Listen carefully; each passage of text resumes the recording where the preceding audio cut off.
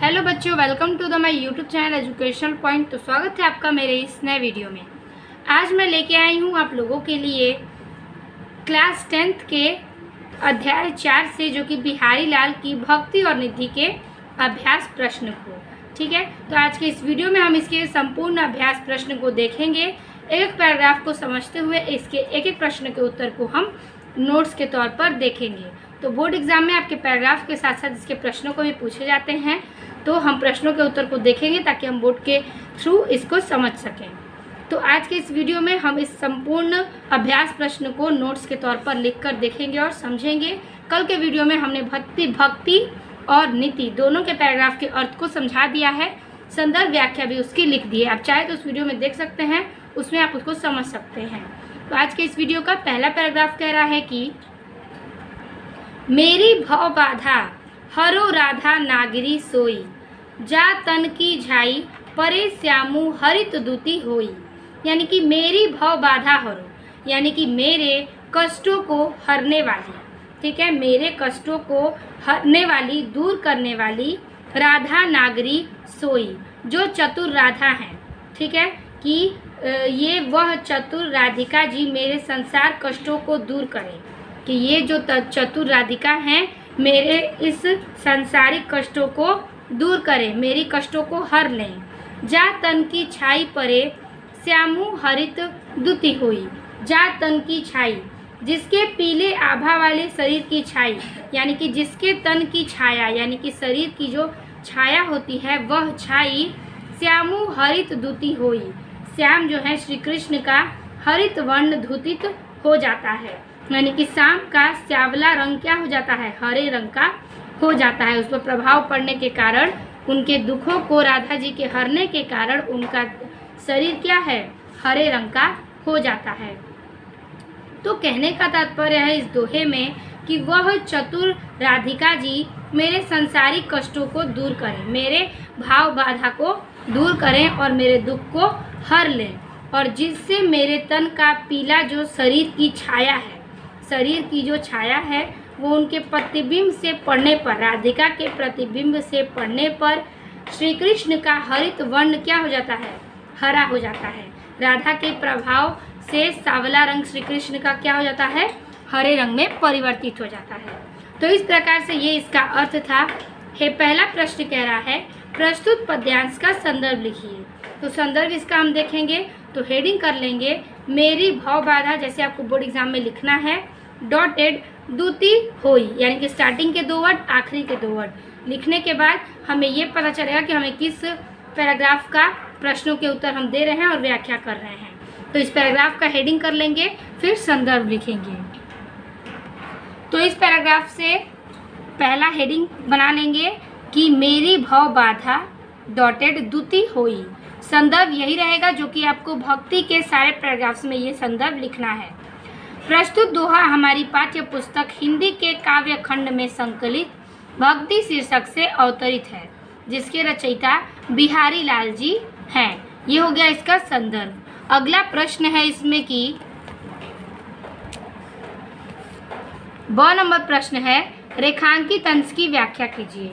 रेखांकित अंश है फर्स्ट लाइन कि मेरी भव बाधा हरो राधा नागरी सोई। चलिए इसको हम देखते हैं इसका उत्तर। तो हेडिंग हम इस प्रकार से कर लेंगे, रेखांकित अंशों की व्याख्या, और लिखेंगे कि कवि कहते हैं कि बिहारी विघ्न समाप्ति के लिए राधा की स्तुति करते हेतु, यानी कि स्मरण करते हुए है कि जिनके शरीर की झलक पड़ने पर, राधा का स्मरण करने से, उनके शरीर पर उनकी झलक पड़ने से श्री कृष्ण परम आनंदित हो जाते हैं, और ऐसी चतुर राधा जी मेरे संसार के कष्टों को दूर करें। ठीक है, ये इसका फर्स्ट लाइन का अर्थ हो गया। अगला प्रश्न इसमें कह रहा है कि स नंबर का ए कह रहा है कि बिहारी जी किससे अपनी बाधाओं को दूर करने के लिए प्रार्थना कर रहे हैं। उत्तर लिखेंगे कि राधा जी से बिहारी जी अपनी बाधाओं के दूर करने की प्रार्थना कर रहे हैं। ठीक है, ये इसका उत्तर हो जाएगा। अगला प्रश्न इसमें कह रहा है इस प्रकार से कि प्रस्तुत दोहे में कौन सा अलंकार है। तो इस दोहे में आपका अलंकार हो जाएगा श्लेष अथवा अनुप्रास अलंकार, यानी कि इस दोहे में श्लेष और अनुप्रास अलंकार की व्यक्ति की गई है। तो ये हो गया आपके फर्स्ट पैराग्राफ के प्रश्नों के उत्तर। अब हम देखेंगे सेकंड पैराग्राफ। दूसरा पैराग्राफ कह रहा है कि जप माला छापा तिलक सरै न कको कामू, मन कांचे नाचे वृथा साचे राचे रामू। ठीक है, तो यहाँ पर कवि ने, बिहारी लाल ने व्यक्त किया है कि जप माला छापा तिलक सरै ए न एक कामू, यानी कि जप माला, यानी कि माला जपने से, कवि का कथन है कि माला जपने से, ठीक है, माला जपने से, छापा मारने से, यानी कि माला फेरने से, तिलक यानी कि चंदन का तिलक लगाने से, सरै न एके कामू, यानी कि ये आदि दिखावा करने से कोई काम पूरा नहीं होता है।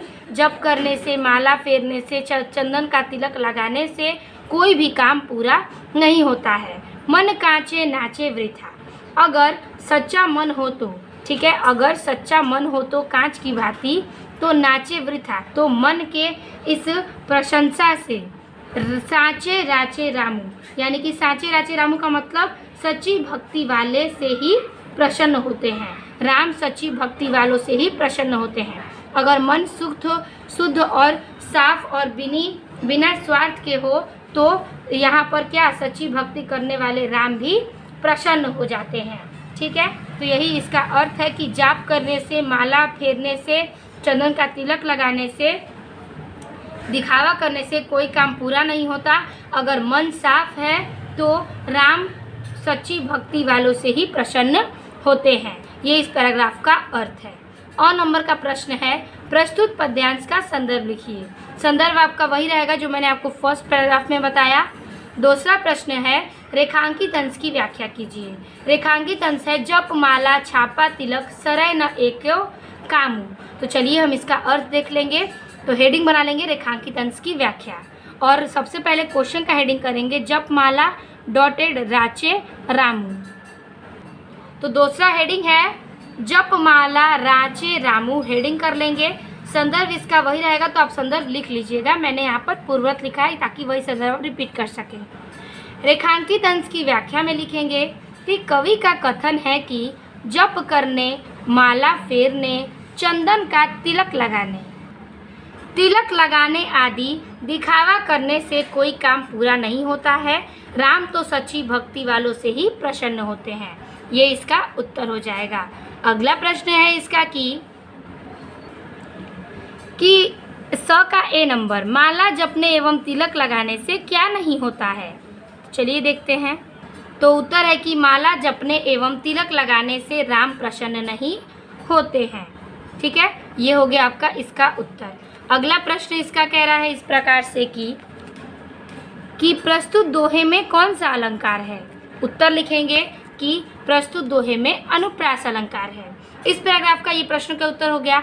अब हम चलेंगे थर्ड पैराग्राफ पे। तो थर्ड पैराग्राफ कह रहा है, सोहत ओढ़े पितु पटु श्याम सलोने गात, मनो नील मणि शैल पर आतपु पर्यो प्रभात। तो यहाँ पर कह रहा है कि सोहत ओढ़े पितु पटु, यानी कि, तो कहने का तात्पर्य है कि पितु पटु का मतलब होता है पीला वस्त्र। तो बिहारी लाल कहते हैं कि पीला वस्त्र पहने हुए, सोहत ओढ़े पहने हुए श्री कृष्ण श्याम सलोने ज्ञात, श्री कृष्ण क्या हो रहे हैं, इस प्रकार से चमकते हुए प्रतीत हो रहे हैं। यानी कि पीला वस्त्र को ओढ़े हुए श्री कृष्ण क्या कर रहे हैं कि चमकते हुए प्रतीत हो रहे हैं। मनो नील मणि शैल पर आतपु पर्यो प्रभात, यानी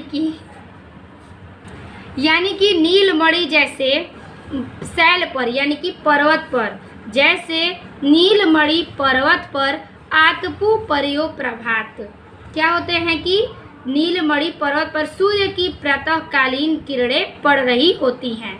यानी कि जैसे मानो नीलमणि पर्वत पर सूर्य की किरणें प्रातःकालीन उस पर पड़ रही हों।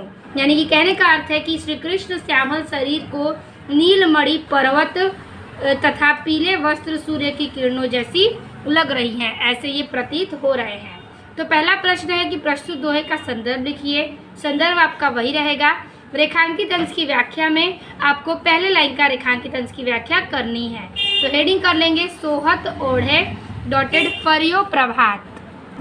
तीसरा पैराग्राफ है कि सोहत ओढ़े डॉटेड परियो प्रभात।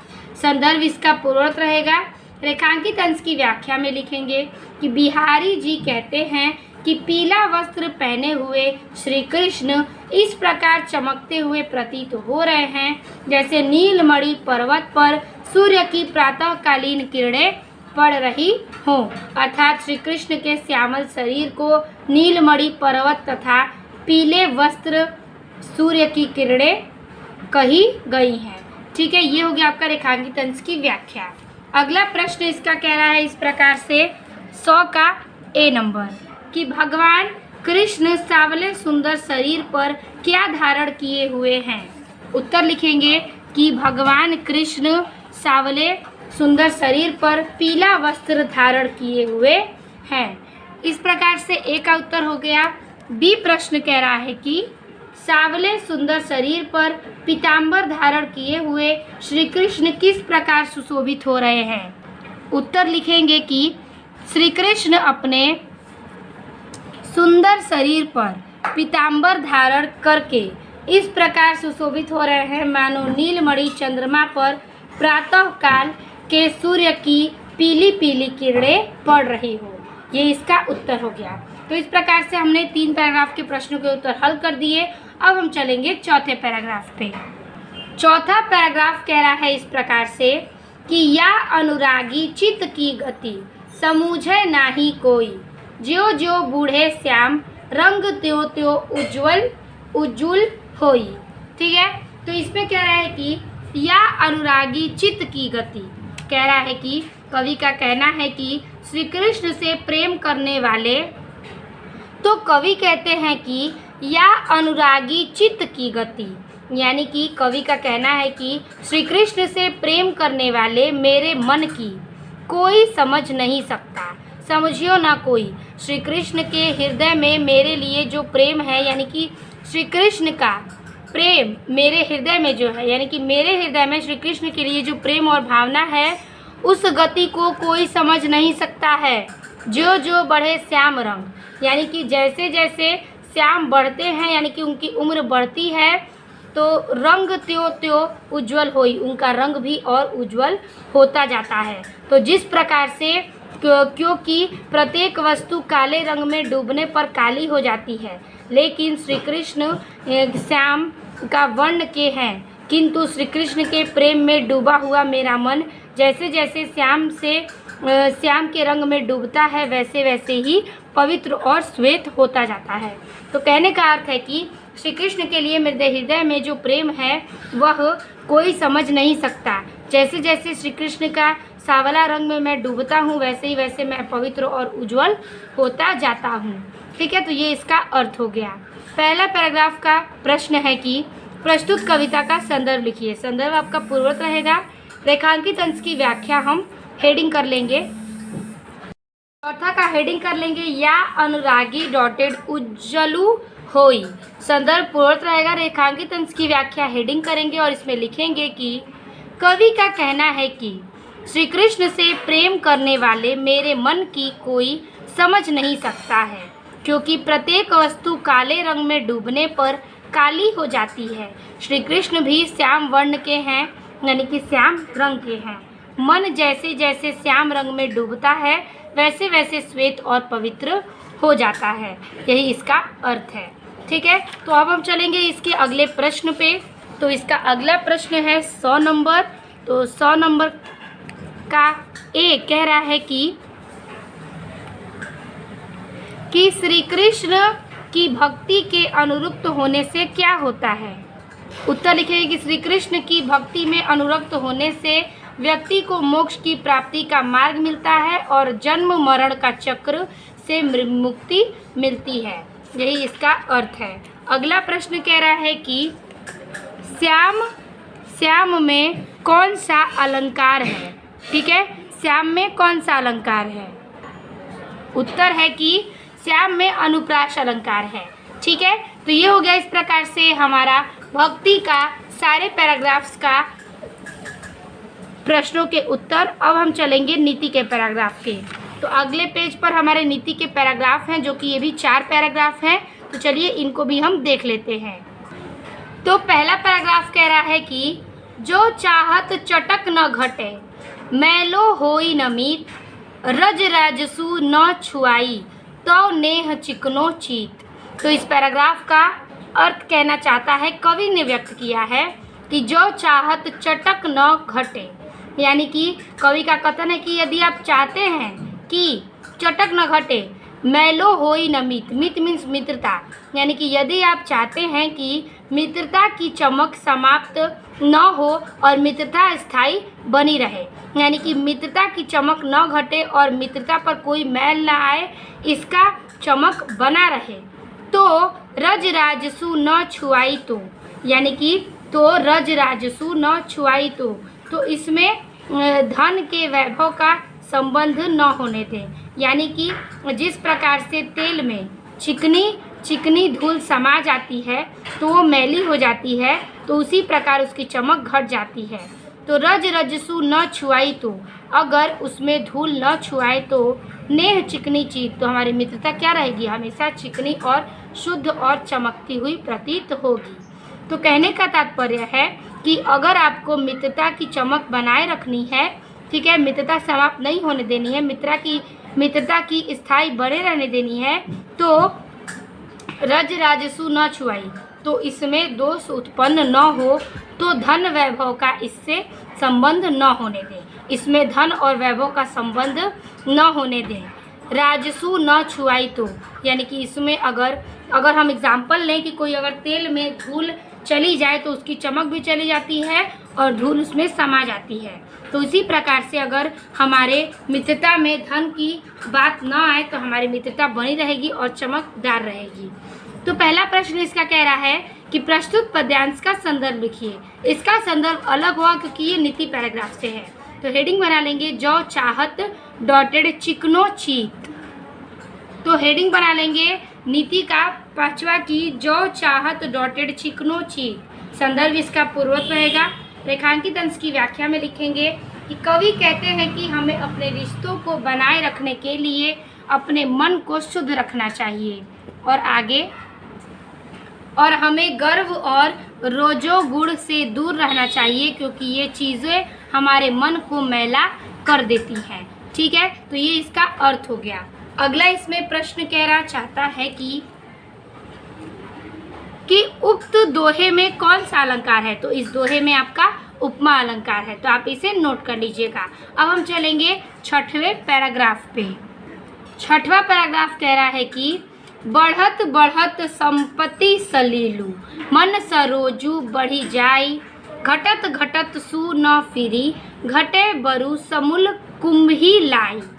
तो इस पैराग्राफ का अर्थ व्यक्त करता है कि बढ़त बढ़त संपत्ति सलीलू, यानी कि कवि का कहना है कि संपत्ति रूपी पानी जैसे जैसे बढ़ता है, मन सरोजू बढ़ी जाए, यानी कि सरोजू का मतलब कमल, तो वैसे वैसे मन रूपी कमल फैलता जाता है, यानी कि जैसे जैसे पानी की संपत्ति बढ़ती जाती है उसी तरह से मन रूपी वैसे वैसे कमल फैलती जाती है। घटत घटत सु न फिटी घटे, यानी कि घटते घटते अर्थात मन की इच्छाएं एवं जो चीज़ें हैं वो घटते घटते क्या हो जाती हैं, बरु समूल कुम्ही लाई, यानी कि जैसे जैसे मन रूपी पानी घटता जाता है वैसे ही वैसे संपत्ति घटने के बाद वैसे ही वैसे कमल क्या हो जाती है, संकुचित होती जाती है, बल्कि पूर्ण रूप से मुरझा जाती है। कुंभी लाई का मतलब होता है मुरझा जाना। तो कहने का तात्पर्य है कि जिस प्रकार से संपत्ति रूपी जो कि चीज़ें हैं पानी उसकी घटती जाती है, उसी प्रकार से वह मुरझा जाती है और उसमें सूखापन आ जाता है। तो ये हो गया आपका अर्थ। पहला प्रश्न है कि प्रस्तुत पद्यांश का संदर्भ लिखिए। संदर्भ इसका पूर्वक रहेगा, यानी कि इसका संदर्भ। और दूसरा है कि तो दूसरा प्रश्न कह रहा है कि रेखांकित अंश की व्याख्या कीजिए।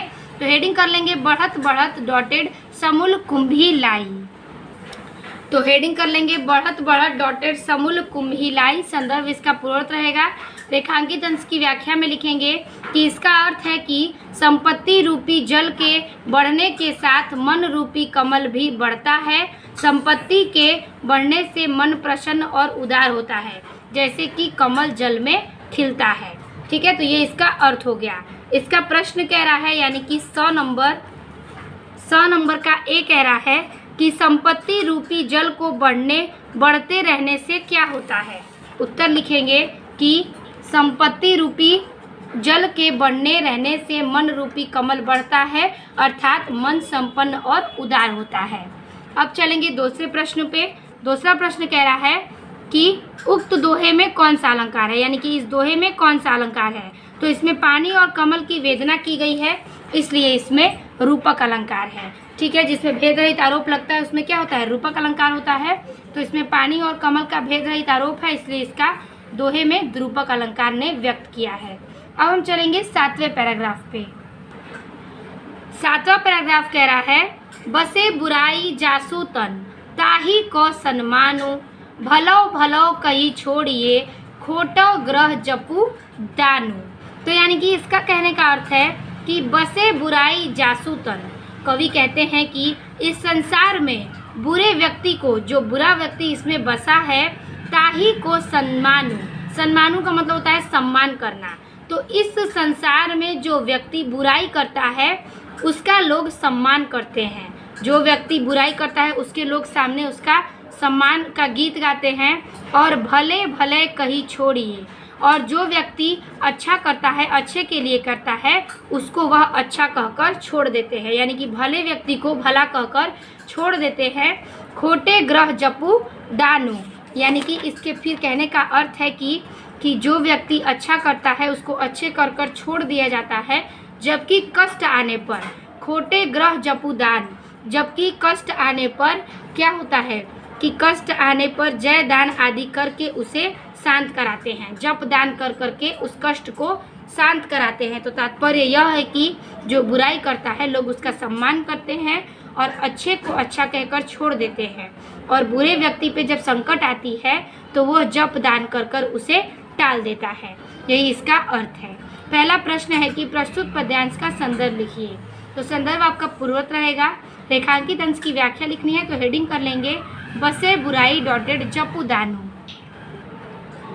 तो पहला हेडिंग है इसका, यानी 7वां, कि बसे बुराई डॉटेड जपू दानु। संदर्भ इसका पूर्वोत्तर रहेगा। रेखांकित अंश की व्याख्या में लिखेंगे कि कवि का कथन है कि इस संसार में बुरे व्यक्ति को सम्मान दिया जाता है और अच्छे व्यक्ति को अच्छा कहकर छोड़ दिया जाता है, जबकि कष्ट आने पर जप दान आदि करके उसे शांत करते हैं। तात्पर्य यह है कि जो बुराई करता है लोग उसका सम्मान करते हैं। यही इसका अर्थ है जो कि कवि ने बिहारी लाल ने कहा है। 7वें का प्रश्न कह रहा है 100 का ए कि शनि राहु केतु मंगल आदि की पूजा क्यों होती है। उत्तर लिखेंगे कि शनि राहु केतु मंगल आदि की पूजा कष्ट को दूर करने के लिए करते हैं। अगला प्रश्न है इसमें कि बिहारी के अनुसार संसार में किस आदमी की प्रतिष्ठा होती है। उत्तर लिखेंगे कि बिहारी के अनुसार संसार में बुरे आदमी की प्रतिष्ठा होती है। तो ये हो गया आपका इस पैराग्राफ के भी प्रश्नों के उत्तर। अब हम चलेंगे अपने आखिरी पैराग्राफ पे। 8वां पैराग्राफ कह रहा है, बुरो बुराई जो तजय जो चित्तो चितु खरौ डरातु, जो निक लंकु मयंकु लखी गनो लोग उत्पातु। तो इस पैराग्राफ का अर्थ स्पष्ट कर रहा है कि कवि का कथन है कि यदि बुरो बुराई जो तजय, यदि कोई दुष्ट अचानक अपनी दुष्टता को त्याग दे, तो चितु खरो डरातु, तो अच्छा व्यवहार करने लगे तो उसके चित्त से डर लगने लगता है, यानी कि उसकी बातों से डर लगने लगता है। अगर कोई बुरा व्यक्ति अपनी बुराई को त्याग दे और अच्छा व्यवहार करने लगे तो उससे क्या होता है, डर लगने लगता है। तो क्यों डर लगता है, तो जो निकलंकु मयंकु लखी गनो लोग उत्पातु, तो जिस प्रकार से चंद्रमा को धब्बा रहित देखकर क्या करते हैं, लोग उसे अपशगुन की कल्पना करते हैं। उसी प्रकार से बुरा व्यक्ति जो है अपनी दुष्टता को छोड़ता है तो ऐसा लगता है जैसे कि वह कोई नया चाल चलने वाला है और लोग उससे डरते हैं कि कहीं ये कोई और कार्य न कर दे। तो जिस प्रकार से चंद्रमा पर धब्बा खत्म हो जाते हैं तो लोग उसको अपशगुन का नाम देते हैं, तो उसी प्रकार से बुरा व्यक्ति अपनी दुष्टता को छोड़ता है तो लोग उससे डरते हैं। यही इसका अर्थ है। पहला प्रश्न है कि प्रस्तुत पद्यांश का संदर्भ लिखिए। संदर्भ आपका पूर्वत रहेगा। रेखांकित अंश की व्याख्या लिखेंगे। तो चलिए हम इसकी व्याख्या देख लेते हैं। हेडिंग कर लेंगे बुरो बुराई डॉटेड लोक उत्पातु। तो 8वां पैराग्राफ है कि बुरो बुराई डॉटेड लोग उत्पातु। ठीक है, पहला हेडिंग है संदर्भ। संदर्भ आपका वही रहेगा पूर्वरत। और रेखांकित अंश की व्याख्या में लिखेंगे कि कवि कहते हैं कि जब कोई बुरा व्यक्ति अपने बुराई को छोड़ देता है तो लोगों के मन में डर पैदा हो जाता है। वो सोचते हैं कि कहीं ये बदलाव दिखावटी तो नहीं है। यही इसका अर्थ है। चलिए अगला प्रश्न है इसका आखिरी कि प्रस्तुत दोहे में कौन सा अलंकार है। तो इस दोहे का अलंकार है अनुप्रास अलंकार। तो अब इस प्रकार से ये सारा पैराग्राफ समाप्त होता है और आपके नीति और भक्ति दोनों के पैराग्राफ एक ही वीडियो में अभ्यास प्रश्न के साथ समाप्त होते हैं। तो आई होप आपको वीडियो अच्छी लगी हो और पसंद आई हो। वीडियो अच्छी लगी हो तो लाइक कमेंट अपने दोस्तों को शेयर कीजिएगा ताकि उन तक भी ये वीडियो पहुंच सके। तो चैनल को सब्सक्राइब कीजिए ताकि आपको आगे के वीडियो मिलते जाए। मिलते हैं आपसे अगले वीडियो में, तब तक के लिए धन्यवाद।